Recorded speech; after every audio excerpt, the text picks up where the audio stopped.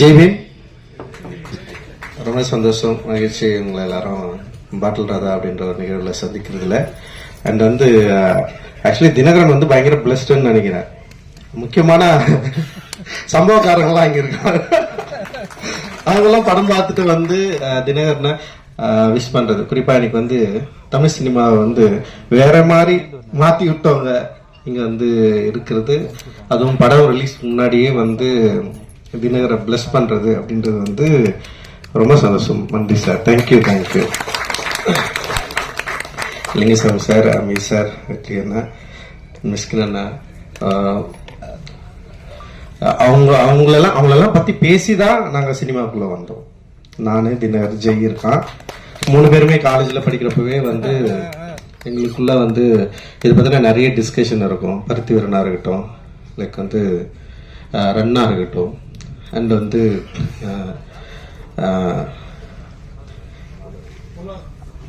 இல்ல ஒரு இமோஷனலா இருக்கு. பொல்லாதா இருக்கலாம். பொல்லாதனை விட நாங்க பயங்கரமா பேசுனது வந்து ஆடுகளம் பத்தி தான்.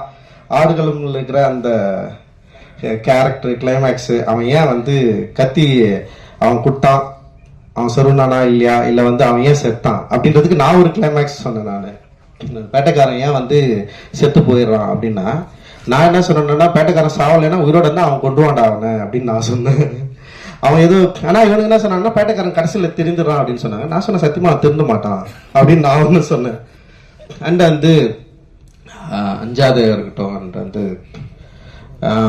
ஓனாய் மாட்டுக்குட்டியும் அவருடைய சினிமாக்குள்ள அந்த மனித உணர்வுக்குள்ள குறிப்பா வந்து ஒரு திருநங்கை கேரக்டரை வந்து அவர் பயன்படுத்தி அப்படி பேச வச்சார்ல, அந்த 1 நிமிஷம் ஒரு 2 நிமிஷம் கதை இருக்கும், ஒரு பயங்கரமா எமோட்டான நானு. ஸோ இவ்வளோ இன்ஸ்பயரான ஒரு அண்ணன்களுக்கு முன்னாடி, இயக்குநர்களுக்கு முன்னாடி அவங்கள பார்த்து இன்ஸ்பயர் ஆகி நாங்களும் படம் எடுக்கும் வரணும்னு சொல்லிட்டு ஃபர்ஸ்ட் நான் வந்துட்டேன். காலேஜில் நானு, ராஜா, ஜெய், தினகர் எல்லாருமே வந்து ஒரே இயர்மெட்டில் இருந்தால் நிறைய பேர் வந்தாங்க எங்களோட சேர்ந்து. ஸோ நான் வந்து ஃபர்ஸ்ட் டைரக்டர் ஆகிட்டேன். அண்டு 2வது ஜெய் ஆனா, 3வது வந்து தினகர் வந்திருக்கான். ராஜா வந்து ஆர்ட் டைரக்டராக இருக்கான். ஸோ எங்களுக்கு வந்து உண்மையிலேயே இது ரொம்ப சந்தோஷமான, ரொம்ப மகிழ்ச்சியான மேடை. ஸோ நான் அவங்க 2 பேரையும் வந்து ரொம்ப கெஞ்சி கேட்டுக்கிட்டேன், படம் பண்ணாதீங்கடா, அனிமேட்டர் ஆகடா, அனிமேஷன் டைரக்டர் ஆகடா, அனிமேட் படம் பண்ணுங்கடா, இது பயங்கரமான வேர்ல்டு, அதுக்குள்ள போங்கன்னு சொல்லிட்டு நான் எவ்வளோ புஷ் பண்ணேன். நான் அவங்க வந்து இல்லை தமிழ் சினிமாவில் வந்து இயக்குநர்களுக்கு தான் வந்து ஒரு ஸ்டார் அந்தஸ்து இருக்குது, அதனால அவர் வந்து ரொம்ப பிடிவாதமா வந்துட்டானுங்க. ஆனா அவனுக்கு வந்த அதை பத்திலாம் என்ன சொன்னாங்க, எனக்கு கேட்டு சிரிச்சுட்டு இருந்தோம் நாங்க. அந்த கதை வந்து பயங்கரமான கதை. அந்த ஷார்ட் பிலிம் வந்து ஓகேவான ஷார்ட் பிலிம் தான், அப்படி முடிஞ்சிருக்கோம். பட் ஆனா வந்து அதை எடுத்த விதம் வந்து பத்தி பேசி பயங்கரமா சிரிச்சுட்டு, ஜெய் வந்து ஓடி வந்துட்டான். ஒரு நாளோட வேலை செஞ்ச, 1 நாள் 2 நாள் வேலை செஞ்சு ஓடி வந்துட்டான். அவங்க கூட எல்லாம் எவடா வேலை செய்வான். சோ அந்த அளவுக்கு வந்து தினகருடைய கொடுமையை வந்து நான் தான் யோசிச்சேன். நான் சொல்லி அனுப்பிச்சேன், ஸ்பாட்ல யாரையும் திட்டாதரா, ஆக்டருங்களை திட்டாம வேலை வாங்கடா, கொஞ்சம் கவனமா இருடா. நான் ஸ்பாட்டுக்கே போல, ஃபர்ஸ்ட் இவன் என்ன பண்றான்னு சொல்லிட்டு அப்படியே வெயிட் பண்ணிட்டேன். அப்புறம் சில ஃபுட்டேஜஸ் பார்த்தோன்னே வந்து பரவாயில்ல, இவன் டைரக்டர் ஆயிடுவான்டா அப்படின்ற மாதிரி வந்து எனக்குள்ள ஒரு கான்ஃபிடென்ட் வந்தது. அந்த கான்ஃபிடென்ட் அடிப்படையில சரி அப்படியே நான் வந்து விட்டேன். நான் அப்புறம் பார்த்தா ஒரு பயங்கரமா இப்படி ஒரு எமோஷனலான ஒரு படத்தை வந்து கொடுத்துட்டான். அண்ட் வந்து உண்மையிலேயே எனக்கு ரொம்ப சந்தோஷமா இருந்தது. ஸோ இந்த படம் நிச்சயமா வந்து ஆடியன்ஸை என்கேஜ் பண்ணும், அதே நேரத்தில் வந்து எமோட்டிவாகவும் அண்ட் ஒரு விழிப்புணர்வாகவும் ஆக்கும் அப்படின்றதுல வந்து எங்களுக்கு வந்து ஒரு பெரிய நம்பிக்கை இருக்கு. நான் வந்து 12th படிக்கிறப்போ தனியாக ஒரு நைட்டில் உட்காந்து ஒரு நாள் வந்து சூசைட் பண்ணிக்கலாம்னு யோசிச்சேன். அது என்னன்னா வந்து இதுதான், அந்த என் வீட்டில் வந்து எங்க அம்மா ரொம்ப கஷ்டப்பட்டே இருப்பாங்க, எப்போ பார்த்தாலும் அழுதுனே இருப்பாங்களா, அது வந்து பார்க்கவே முடியாது என்னால. ஸோ அது வந்து திடீர்னு என்னை வந்து பயங்கர ஒரு இமோஷனல் ஆக்கி விட்டுச்சு. அப்புறம் வந்து அந்த மாதிரி ஒரு ஏஜுக்கு போயிட்டேன். அது யாருக்குமே தெரியாது, யார்கிட்ட நான் ஷேர் பண்ணதில்லை, எங்க அண்ணன் கூட இங்க இருக்கு. ஸோ அது வந்து எவ்வளவு கொடுமையானதுன்றத வந்து நேரடியா நின்று அனுபவிச்சவன். ஸோ இவன் வந்து ஒரு ஸ்கிரிப்ட் அப்படி எடுத்து வந்து கொடுத்தவனே நான் அதை படிச்சு வந்து எனக்கு பயமா என்ஜாய் பண்ண. நான் இப்போ அவன் இதை எழுதுனா, எப்படி இந்த லாங்குவேஜை பிடிச்சான், எப்படி இதை பேசுறத வந்து அவன் வந்து அந்த டயலாக்ஸை எப்படி, அந்த நுவான்சஸை எப்படி வந்து பிடிச்சான். அண்ட் வந்து அதுல வந்து அஞ்சலை இருக்குதுல்ல, அஞ்சலை தான் என் அம்மா. நான் என்னுடைய ஆசையே என்னன்னா, என் அம்மா வந்து கஷ்டப்பட்ட மாதிரி என் பொண்டாட்டி கஷ்டப்படக்கூடாது, என் பிள்ளைங்க கஷ்டப்படக்கூடாது. அதுதான் நான் வந்து பயங்கரமா, ஏன்னா ஊர்ல ஒரு கொண்டாட்டம், ஒரு திருவிழானா எல்லா வீடும் சந்தோஷமா இருக்கும். ஆனா எங்க அப்பா எங்களை பயங்கர சந்தோஷமா, எங்க அப்பா மாதிரி எங்களை வளர்த்தது கிடையாது, யார் வீட்டாண்ட போய் எங்களை நிக்க வச்சது கிடையாது. சாப்பாடுக்கும் சரி படிப்புக்கும் சரி பயங்கரமா பார்த்துப்பாரு. எங்களோட ட்ரெஸ் எல்லாம் வந்து எங்க அப்பா அவ்வளவு எங்களை பத்தி யோசிப்பாரு, கல்வியை பத்தி எல்லாத்த பத்தி யோசிப்பாரு. ஆனா குடின்னு வரப்போ வந்து அவரை இழந்துருவாரு எங்க அப்பா. ஆனா கடைசி காலத்துல அவர் வாழணும்னு நினைச்சாரு. நான் இவர் பொசிஷன் வந்ததுக்கு அப்புறம் இன்னும் கொஞ்ச நாள் நான் உயிரோட இருக்கணும்டா அப்படின்னு ஆசைப்பட்டாரு. பட் அவருடைய லிவர் ஃபெயிலியர்ல தான் அப்பா வந்து இறந்துட்டாரு. அது ஆக்சுவலி வந்து ஒரு 6 months டைம் கொடுத்தாங்க, பார்த்தா ஒன் வீக்லயே வந்து இறந்துட்டாரு. ஸோ அது ரொம்ப ஒரு கவலையான ஒரு விஷயமா எனக்கு இருந்தது. ஆனால் தெரியல, நான் அந்த டைம்ல எங்க வீட்டில் வந்து ஒரு ஜிம் மாதிரி செஞ்சு வச்சிருந்தோம். இந்த இடத்துல உட்காந்து ஒரு இருட்டில் வந்து நான் தனியாக உட்காந்து யோசிச்சுட்டு இருந்தேன். பட் ஆனால் அதுக்கப்புறம் வந்து நான் எப்படி அதுலேருந்து மீண்டு வந்தேன்னு எனக்கு தெரியல. வெறும் அந்த நிமிஷம் மட்டும் எனக்கு ஞாபகம் இருக்கு. ஸோ அதுக்கப்புறம் நான் பொதுவாக எங்கள் வீட்டில் அதிகமாக இல்லை. எங்கள் அப்பாவுடைய ஸோ இந்த மாதிரியான பிரச்சனைகள் அதிகமாக ஹேண்டில் பண்ணது வந்து எங்கள் அம்மா, எங்கள் அண்ணன், என் தம்பி, இவங்க தான் வந்து பயங்கரமாக அதுக்குள்ளே இருந்தாங்க. நான் வந்து பொதுவாக வீட்டிலே இருக்க மாட்டேன், வெளியிலேயே தான் இருந்தேன் நான் படித்ததுலேருந்து எல்லாமே. ஸோ அதனால் வந்து ஓரளவுக்கு நான் தப்பிச்சு தான் இருந்தேன் நான். பட் ஆனால் வந்து அந்த எமோஷனை என்னால் படிக்க முடிஞ்சது. நாட் ஒன்லி என்னோட அப்பா, தினரோட அப்பா கூட சொல்லலாம். லைக் நிறைய பேரை நாங்கள் அப்படி கிட்ட இருந்து பார்த்துருக்குறோம். அண்ட் வந்து இது குடி நோயின்றதை வந்து அண்டர்ஸ்டாண்ட் பண்றதுக்கே வந்து ரொம்ப நாள் ஆச்சு.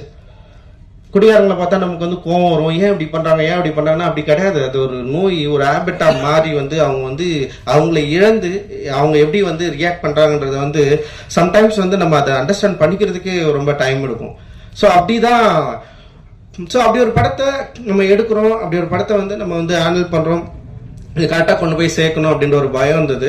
ஆனால் இன்னைக்கு தேதியில வந்து சின்ன படங்களை கொண்டு வந்து தியேட்டர்ல சேர்க்கறது வந்து மிகப்பெரிய சவாலா இருக்கு. அண்ட் ஓடிடிலையும் வந்து இந்த படத்தை வந்து விற்கிறதுங்களும் வந்து பயங்கர சவாலான ஒரு இடத்த நோக்கி நகர்ந்துருக்கு. அந்த தியேட்டர் ரிலீஸை வந்து உண்மையிலேயே நினைச்சு பார்க்குறப்பே வந்து ரொம்ப பயமா இருக்காது. இத்தனை திரைப்படங்களை தயாரிச்ச நீலம் ப்ரொடக்ஷன் அண்ட் வந்து ஒரு இயக்குனரா பரவலா தெரிந்திருக்கிற ஒரு என்கிட்ட இருந்து கூட ஒரு படத்தை வந்து ரொம்ப இலகுவா ஒரு படத்தை வந்து ரிலீஸ் பண்றது அப்படின்றது ஒரு பெரிய சேலஞ்சிங் வந்து கிரியேட் பண்ணிருக்கு. ஆனா வந்து இந்த சேலஞ்சோட நாங்க பயப்படல. சரி, ஓகே, இப்படி ஒரு சேலஞ்ச் இருக்கு, அதனால வந்து நம்ம வந்து ஒரு வணிக ரீதியாவோ இல்ல வந்து அப்படி ஒரு படங்கள் எடுக்கக்கூடாதுன்னு நான் சொல்ல, எனக்கு அதுக்கு எதிரானவன் கிடையாது. பட் ஆனா வந்து அப்படி ஒரு திரைப்படங்கள் எடுக்கிறதுக்கான ஒரு வாய்ப்புகள் இருந்துமே ரொம்ப ஸ்ட்ரிக்டா சில ரூல்ஸ் டிசைட் பண்ணி சில லிமிடேஷனை கிரியேட் பண்ணி இப்படி ஒரு திரைப்படங்கள் தான் எடுக்கணும், இப்படிதான் இருக்கணும், என்ன சவாலா இருந்தாலும். இப்ப என்னுடைய எல்லா திரைப்படங்களும் வந்து வெற்றி தோல்வியை மீறி ஆடியன்ஸ் இதை எப்படி அக்செப்ட் பண்றாங்க தான் நாங்க பார்த்துட்டே இருக்கிறோம். இதோட வெற்றியோட ரேஷியோ வந்து எப்படின்னா ஒவ்வொரு படத்துக்கும் மாறுபடும். எல்லா படங்களுமே வந்து லாபகரமான படங்களா அப்படின்னா வந்து அதுல சில கேள்விகள் இருக்கு. ஆனா எல்லா படங்களும் தோல்வி படமாலாம் இல்ல. அது எந்த வகையிலனா வணிக ரீதியா நாங்கள் வந்து லாபம் ஈட்டாமல் போயிருக்கலாம். ஆனா அந்த படம் உருவாக்குற விவாதங்கள், அந்த படம் வந்து ஏற்படுத்திருக்கிற தாக்கம், அந்த படம் ஏற்படுத்திருக்கிற விழிப்புணர்வு இருக்குல்ல, அப்புறம் அந்த படம் இன்ஃபுளுன்ஸ் பண்ணுது. இதுக்கப்புறம் வர நிறைய ரைட்டர்ஸ், ஆக்டர்ஸ் இன்ஃபுளுன்ஸ் பண்ணுது இல்ல. சோ அந்த மாதிரியான ஒரு ஆர்ட் ஒர்க்கை நம்ம தொடர்ந்து குத்துட்டே இருக்கணும் அப்படின்ற ஒரு பலம் இருக்குல்ல, அதுதான் வந்து என்ன பண்ணுதுன்னா ஒரு அட்ரினல் மாதிரி வந்து புஷ் பண்ணிட்டே இருக்கு, நம்ம தொடர்ந்து பண்ணிட்டே இருக்கணும். சோ இவ்வளவு பேர் வந்து பாராட்டணும்னே எனக்கு வந்து பயங்கர எனர்ஜி ஆயிடுச்சு. இது வந்து நம்ம எனக்குமே வந்து சோர்ந்துட கூடாது அப்படின்ற மாதிரி எனக்கு தோணுது. ஸோ வந்து அதுதான் வந்து நாங்க தொடர்ந்து புஷ் பண்ணிட்டே இருக்கிறோம். அண்ட் வந்து டெஃபினட்டா என்னைக்குமே வந்து ஃபர்ஸ்ட் படத்துல இருந்து எனக்கு வந்து மீடியாவோட சப்போர்ட் என்னைக்குமே இருந்துட்டே இருக்கு. நேர்மறையான விமர்சனமும் சரி, எதிர்மறையான விமர்சனமும் சரி, என்னை பற்றி அதிகமா விவாதிக்கிறது, நீலமை பற்றி பேசுறது, நீலம் தயாரிப்புகளை பற்றி பேசுறது. இதை இன்னொரு பிரச்சனை ஒண்ணு இருக்கு, எங்க திரைப்படங்களை வந்து நாங்க ஒண்ணு ஹேண்டில் பண்ணுவோம், எல்லாமே ரஞ்சித்தோட படமாவே விமர்சனம் பண்ணுவாங்க. ஒரு ஃபர்ஸ்ட் படம் டைரக்டர் படம் சில எக்ஸ்கியூஸ் இருக்கும். சில நிறுவனங்கள்ல வர ஃபர்ஸ்ட் படம் டைரக்டர்ஸ் வந்து சில எக்ஸ்கியூஸ் பண்ணுவாங்க. சரி, ஓகே, நல்லா இருக்கு, நல்லா சொல்லுவாங்க. ஆனா நீலம்ல இருந்து வர திரைப்படங்களை விமர்சனம் பண்றப்போ வந்து நான் பயங்கரமா வாட்ச் பண்ணிருக்கேன். கருணையற்று ரஞ்சித்தோடைய நான் டைரக்ட் பண்ணா எப்படி ஒரு விமர்சனத்தை நான் வந்து எதிர்கொள்ளணும், அந்த அளவுக்கு வந்து அது வந்து ஃபேஸ் பண்ணப்படும். பட் ஆனா அது ஒரு சவால் தான். நான் அதுதான் சொல்லுவேன். நான் வந்து அதை வந்து நீங்க விமர்சனம் பண்ணாதீங்க, இல்ல வந்து நீங்க வேற மாதிரி எங்களுக்கு சப்போர்ட் பண்ணுங்க நான் சொல்லவே மாட்டேன். நீங்கள் இதை பற்றி பேசுவதே வந்து ரொம்ப ஒரு சாதகமான சூழ்நிலையா நான் வந்து பாக்குறேன். இந்த படத்தை பற்றி பேசுவதே ஒரு சாதகமான சூழ்நிலையாகவும் ஒரு சப்போர்ட்டாகவும் நான் வந்து பாக்குறேன். பேசுவதுதான் அவசியம். நீங்க அது வந்து எதிர்மறையாகவும் பேசலாம், நேர்மறையாகவும் பேசலாம். பேசுவது வந்து ரொம்ப ரொம்ப அவசியம். அந்த பேசுவதற்கான சூழலை தொடர்ந்து உருவாக்கணும். அந்த எனர்ஜியை வந்து நீங்க எனக்கு தரணும், எங்களுக்கு தரணும், நிறுவனத்துக்கு தரணும், இங்க இருக்கிற ஒவ்வொரு படைப்பாளிகளுக்கும் தரணும் அப்படின்றதுதான் எங்களோட விருப்பம். விருப்பம். ஸோ அதனால ரொம்ப மகிழ்ச்சி உங்களோட தொடர்ந்து இயங்குவதில். அண்டு இந்த திரைப்படத்துல வந்து பணியாற்றிய டெக்னீஷியன், ஆர்டிஸ்ட் எல்லாரும் பத்தியும் நீங்க வந்து டெஃபினட்டா நீங்க வந்து பேசுவீங்க. அந்த நம்பிக்கை வந்து எனக்கு இருக்கு. என்னோடு மிக உறுதுணையா இருக்கிற நந்தகுமார் சாருக்கும், பலூன் பிக்சர்ஸ் திரு அருண் அவர்களுக்கும், மற்றும் நீலம் ப்ரொடக்ஷன்ல இருக்கிற ஒவ்வொரு தோழர்களுக்கும், குறிப்பா குணா பிஆர்ஓ குணாவுக்கு வந்து நான் நன்றி தெரிவிச்சுக்கிறேன். ஒவ்வொரு முறையும் குணாவை நான் வந்து மிஸ் பண்றேன். அப்புறம் வந்து இந்த படத்தை வந்து ரிலீஸ் பண்ற ஜெனரஸ் டீம், அவங்களுக்கும் வந்து இந்தியா முழுக்க மட்டும் எல்லா இடத்துலயும் அவங்க தான் வந்து ரிலீஸ் பண்றாங்க. ஸோ அவங்களுக்கும் வந்து என்னுடைய மிகப்பெரிய நன்றியை தெரிவிச்சுக்கிறேன். அண்ட் எங்களோட இந்த ஓடிடி பிளாட்ஃபார்ம் சப்போர்ட் பண்ற திங் மியூசிக், அண்ட் வந்து ஒவ்வொரு முறையும் எங்க நிறுவனத்தில் வர பாடல்களை வந்து போட்டி போட்டு வாங்குறதுல திங் மியூசிக் பெரிய ஆர்வம் காட்டுவாங்க. அவங்க தொடர்ந்து பெரிய சப்போர்ட் பண்ணிருக்காங்க. ஸோ அவங்களுக்கு வந்து என்னுடைய மிகப்பெரிய நன்றியை தெரிவிச்சுக்கிறேன். இதுல ஒர்க் பண்ண இங்க வந்திருக்கிற வாழ்த்த வந்திருக்கிற எல்லாருக்குமே என்னுடைய நன்றிகளை உரித்தாக்குறேன். ரொம்ப ரொம்ப மகிழ்ச்சி. நான் எப்பவுமே ரொம்ப யோசிப்பேன், ஏன்னா நம்ம பெரிதும் மதிக்கிறவர்களை வந்து நம்ம கூப்பிடுறதுக்கு வந்து ஒரு வேலிடான படங்களை பண்ணணும் நான் எப்பவுமே யோசிப்பேன். ஸோ அந்த பெரும் திருப்தி எனக்கு இருக்கு. மிஸ்டர் ஜான் விஜய் வந்திருக்காரு லேட்டா. ஓகே, ரொம்ப நன்றி. தேங்க்யூ. ஜெய் பீம். நன்றி.